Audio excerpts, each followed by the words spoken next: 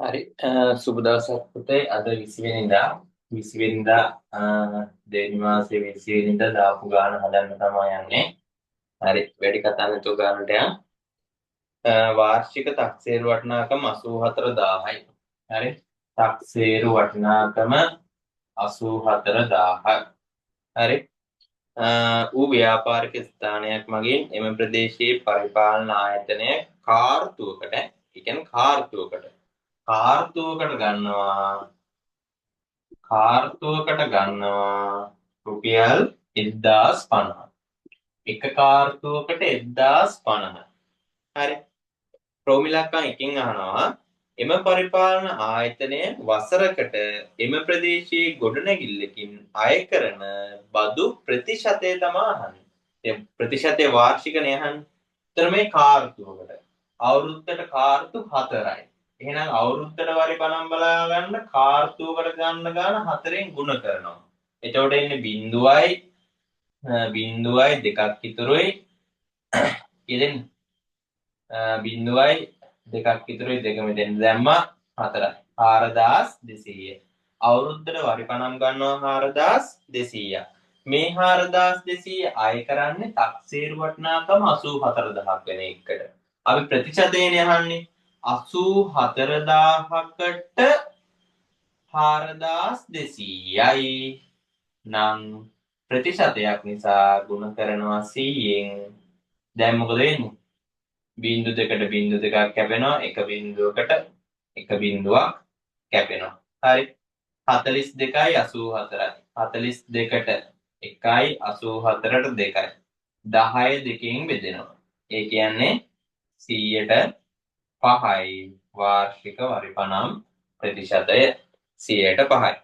හරි බලාගන්න හදාන්න 100ට 5යි.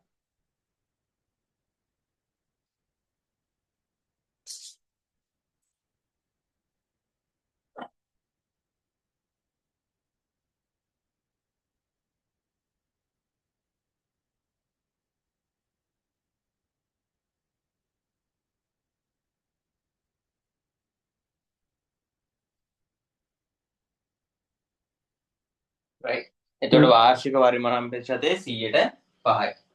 අපි දැන් යමු රෝමිලක්කම් දෙකට. රෝමිලක්කම් දෙකේ කියනවා ඉහත පරිපාලන ආයතනයට අදාළ සීමාව තුළ ගොඩනැගිල්ලක තක්සේරු වටිනාකම 75000ක් නම් එයා ගෙවන්න ඕනි වරිපනම් බදු මුදල කොපමණද? දැන් අනිත් ගොඩනැගිල්ල 75000යි. හරි.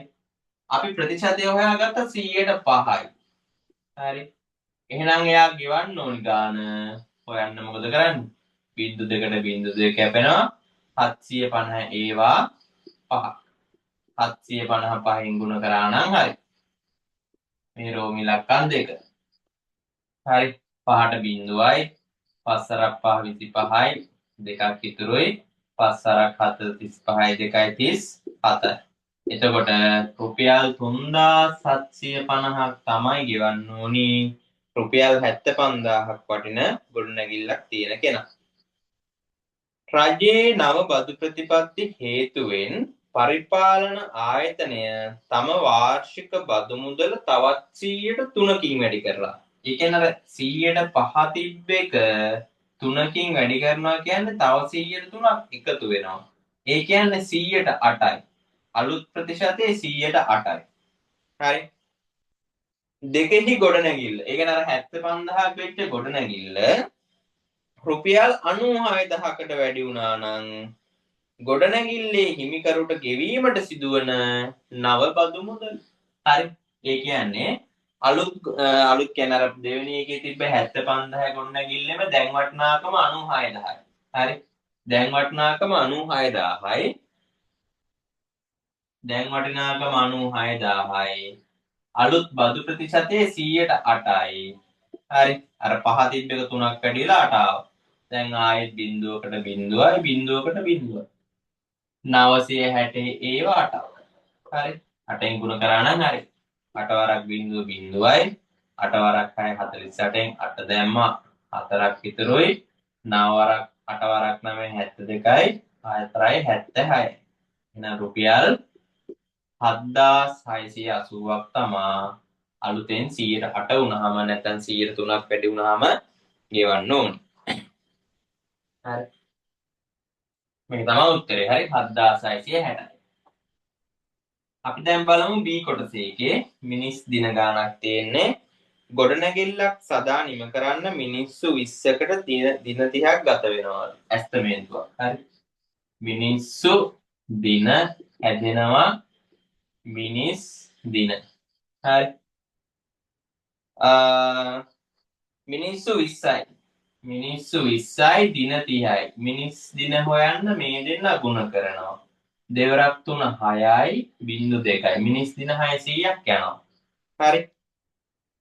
ඇත්තමේන්තු කරා. මුල් දින 15 මිනිස්සු 18 බැගින් වැඩ කරාලු. මුල් දින 15 මිනිස්සු 18 දෙනෙක් වැඩ කරාලු. හරි. හදිස්සියෙම මිනිස්සු දෙන්නෙක් අසනීප වීම නිසා. දැන් මිනිස්සු කීයක්ද වැඩ කරේ 18ක් වැඩ කරා දෙන්නෙක් අසනීප වුණා. හරි. වැඩට පැමිණියේ නැත. ගොඩනැගිල්ලේ ඇස්තමේන්තු කළ දින 30 තුල සදා නිම කරන්න තව සේවකයන් කීයක් වැට්ට ගන්න ඕනේද කියලා අහනවා. හරි. අපිට කියනවානේ දින 15ක් හරි මිනිස්සු 18ක් වැඩ කරා කියලා. දින 15ක් මිනිස්සු නේ දින 15ක් මිනිස්සු 18ක් වැඩ කරා. ඒ කියන්නේ 18 වරක් 15ක මිනිස් දින ප්‍රමාණයක දින මේ ප්‍රමාණය ඉවරයි. 600 මෙන්න මේ ප්‍රමාණය ගුණ කරාම ඒ කියන්නේ 18 ගුණ කරාම 15න් 8 වරක් 5 40යි 4ක් ඉතුරුයි 1යි 4යි 9යි. 1 ගුණ කරනවා කියන්නේ 8යි 1මයි. බිංදුවයි 8යි 9යි 7යි 1යි 270. මිනිස් දින 270ක වැඩ ප්‍රමාණයක් දැන් ඉවරයි. හරි. තව ඉතුරු වෙලා තියෙන්නේ මේකෙන් දින මිනිස් දින 330යි. කරන්න ඉතුරු වෙලා තියෙන දින 300 මිනිස් දින 330යි. හරිද? ඒතර මේක දින 30ක් තුලම හදන්නත් එපයි. දින 30ක් තුල මේක හදන්නත් ඕනේ. ඒ කියන්නේ දැන් දින 15ක් ඉවරයි. තව දින 15කින් හදන්න ඕනේ. ඒකට අවශ්‍ය මිනිස්සු ගාන දන්නේ නැහැ. හරි. ඒකට අවශ්‍ය මිනිස්සු ගාන දන්නේ නැහැ. දැන් මේ දෙන්න ගුණ වෙනවා කියන්නේ 15යි සමාන වෙනවා පුතේ මෙතන 330ට. හරි. දැන් x හොයන්න 15න් බෙදනවා 15න් බෙදනවා. හරි. 15ට 15 කැපෙනවා. x නැත්තම් මිනිස්සු ගාන ඉතුරු වෙනවා. මෙයා 330 15න් බෙදනවා කියන්නේ 30ට 2යි ආයෙත් 22යි. හරි. ඒ කියන්නේ තව මිනිස්සු 22ක් ඕනි වෙනවා. මිනිස්සු 22ක් ඕනි වෙනවා. බලන්න ආයෙත් ඒ ගාන හදපු හැටි මිනිස්සු 20යි දින 30යි මිනිස් දින 600යි. හරි. මිනිස්සු 18ක් දින 15ක් වැඩ කරනවා. ඒ කියන්නේ මිනිස් දින 270ක් ඉවරයි. ඉතුරු වෙන්නේ තව මිනිස් දින 330යි. දින 15න් වැඩිත් ඉවර කරගන්න ඕනි. මිනිස්සු කීයක්ද ඕන කියලා දන්නේ නැහැ. හරි.